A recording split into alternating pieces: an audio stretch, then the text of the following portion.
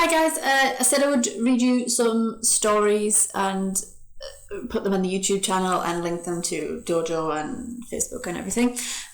We've had one request so far, so that is the book I'm starting with. The request was for Horrid Henry by Francesca Simon, so that's what we're going to start with. If you want to send me any more requests via Facebook or Dojo, please feel free to do that. I think some other teachers are doing more picture storybooks as well. Mine will be more kind of books like this with a bit more writing, and I have got a whole bag full of stuff from the classroom as well. So if you have got any requests, please let me know. But at the end of the video, what I will do is I will show you all the books I've got at home currently ready to go, so you can tell me which ones you'd like next. This is chapter 1, Horrid Henry, and there will be more chapters to come. Enjoy! Horrid Henry by Francesca Simon. Chapter 1, Horrid Henry's Perfect Day. Henry was horrid. Everyone said so. Even his mother. Henry threw food, Henry snatched, Henry pushed and shoved and pinched. Even his teddy, Mr. Kill, avoided him where possible. His parents despaired. "What are we going to do about that horrid boy?" sighed Mum. "How did two people as nice as us have such a horrid child?" sighed Dad. When Horrid Henry's parents took Henry to school, they walked behind him and pretended he was not theirs. Children pointed at Henry and whispered to their parents, "That's Horrid Henry. It's the boy who threw my jacket in the mud. He's the boy who squashed Billy's beetle. He's the boy who..." Fill in whatever terrible deed you like. Horrid Henry was sure to have done it. Horrid Henry had a younger brother. His name was Perfect Peter. Perfect Peter always said please and thank you. Perfect Peter loved vegetables. Perfect Peter always used a hanky and never ever picked his nose. "Why can't you be perfect like Peter?" said Henry's mum every day. As usual, Henry pretended not to hear. He continued melting Peter's crayons on the radiator. "What if I were perfect?" thought Henry. "I wonder what would happen." When Henry woke the next morning, he did not wake Peter by pouring water on Peter's head. Peter did not scream. This meant Henry's parents overslept and Henry and Peter were late for Cubs. Henry was very happy. Peter was very sad to be late for Cubs. Because he was perfect, Peter didn't whine and complain. On the way to Cubs, Henry did not squabble with Peter over who sat in the front. He did not pinch Peter and he did not shove Peter. Back home, when Perfect Peter built a castle, Henry didn't knock it over. Instead, Henry sat on the sofa and read a book. Mum and Dad ran into the room. "It's awfully quiet in here," said Mum. "Are you being horrid, Henry?" "No," said Henry.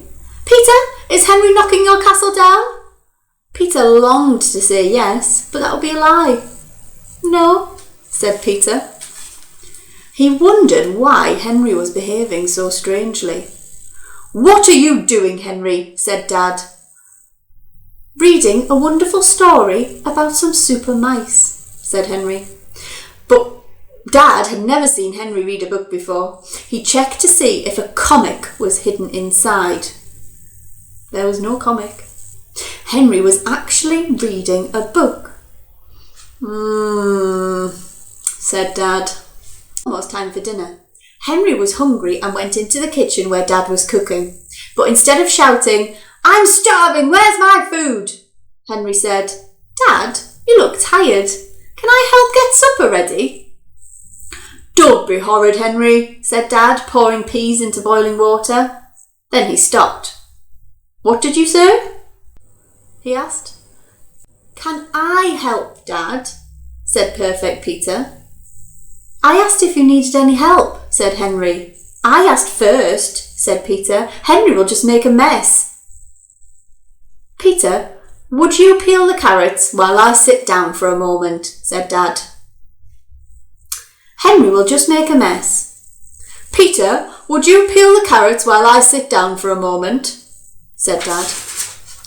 "Of course," said Perfect Peter. Peter washed his spotless hands. Peter put on his spotless apron. Peter rolled up his spotless sleeves. Peter waited for Henry to snatch the peeler. But Henry laid the table instead. Mum came into the kitchen. "Smells good," she said. "Thank you, darling Peter, for laying the table. What a good boy you are." Peter did not say anything. "I laid the table, Mum," said Henry. Mum stared at him. "You?" said Mum. "Me," said Henry. "Why?" said Mum. Henry smiled. "To be helpful," he said. "You've done something horrid, haven't you, Henry?" said Dad. "No," said Henry. He tried to look sweet. "I'll lay the table tomorrow," said Perfect Peter. "Thank you, Angel," said Mum. "Dinner is ready," said Dad. The family sat down at the table. Dinner was spaghetti and meatballs with peas and carrots. Henry ate his dinner with his knife and fork and spoon. He did not throw peas at Peter, and he didn't slurp. He did not chew with his mouth open, and he didn't slouch. "Sit properly, Henry," said Dad. "I am sitting properly," said Henry. Dad looked up from his plate. He looked surprised. "So you are." Perfect Peter could not eat. Why wasn't Henry throwing peas at him?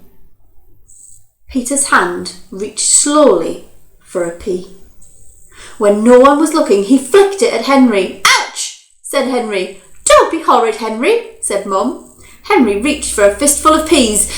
Then Henry remembered he was being perfect and stopped. Peter smiled and waited, but no peas bopped him on the head. Perfect Peter did not understand. Where was the foot that always kicked him under the table? Slowly, Peter stretched out his foot and kicked Henry. "Ouch!" said Henry. "Don't be horrid, Henry," said Dad. "But I," said Henry, then stopped. Henry's foot wanted to kick Perfect Peter round the block. Then Henry remembered he was being perfect and continued to eat. "You're being very quiet tonight, Henry," said Mum. "The better to enjoy my lovely dinner," said Henry. "Henry, where are your peas and carrots?" asked Dad. "I ate them," said Henry. "They were delicious." Mum looked on the floor. She looked under Henry's chair. She looked under his plate. "You ate your peas and carrots?" said Mum. She felt Henry's forehead. "Are you feeling all right, Henry?" "Yeah," said Horrid Henry. "I'm fine, thank you for asking," he added quickly. Mum and Dad looked at each other. What was going on? Then they looked at Henry. "Henry, come here and give me a big kiss," said Mum. "You're a wonderful boy. Would you like a piece of fudge cake?" Peter interrupted. "No cake for me, thank you," said Peter. "I would rather have more vegetables." Henry let himself be kissed. Oh my, it was hard work being perfect. He smiled sweetly at Peter.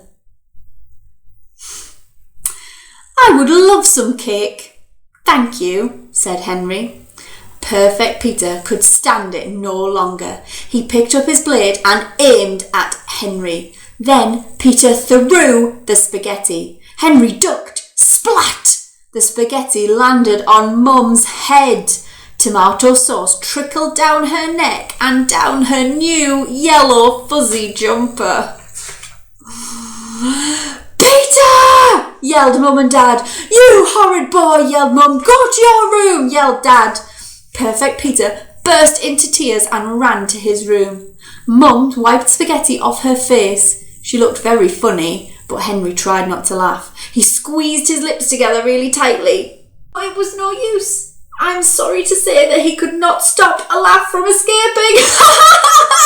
It's not funny, shouted Dad. Go to your room, shouted Mum. But Henry didn't care. Who would have thought being perfect would be such fun? Right, I hope you enjoyed that. So at the end of the video, I said that I would show you the other books that I've got with me currently, okay? It's not to say that I can't do other ones, it just might take me a bit longer to do those ones, okay? So we have 2 more Horrid Henrys, Horrid Henry and the Football Fiend, and Horrid Henry Tricks and Treats. There. Terry Pratchett, the Carpet People, Mr. Gum and the Power Crystals, How to Train Your Parents, The Wind in the Willows, Charlie and the Chocolate Factory. Let's see, I've got some more Roald Dahl ones. So, James and the Giant Peach, George's Marvellous Medicine, The BFG, The Giraffe, the Pelly and Me, that's my favourite, love it. The Magic Finger. We have got You're a Bad Man, Mr. Gum, another Mr. Gum one. The Time and Space of Uncle Albert, that's quite a funny one. And then I've got the Witches, another Roald Dahl. And I have some Harry Potters. So I've got I've got the Half-Blood Prince, the Goblet of Fire, and the Prisoner of Azkaban. And I was just laughing because I've got the Goblet of Fire again, so probably could have left that one at school. I'll take that back with me when I go in. So yeah, so they are all of the books that I have with me. Like I say, other teachers will be reading different ones as well, so keep checking back on our YouTube channel and keep checking back for chapters 2, 3 and 4 of Horrid Henry.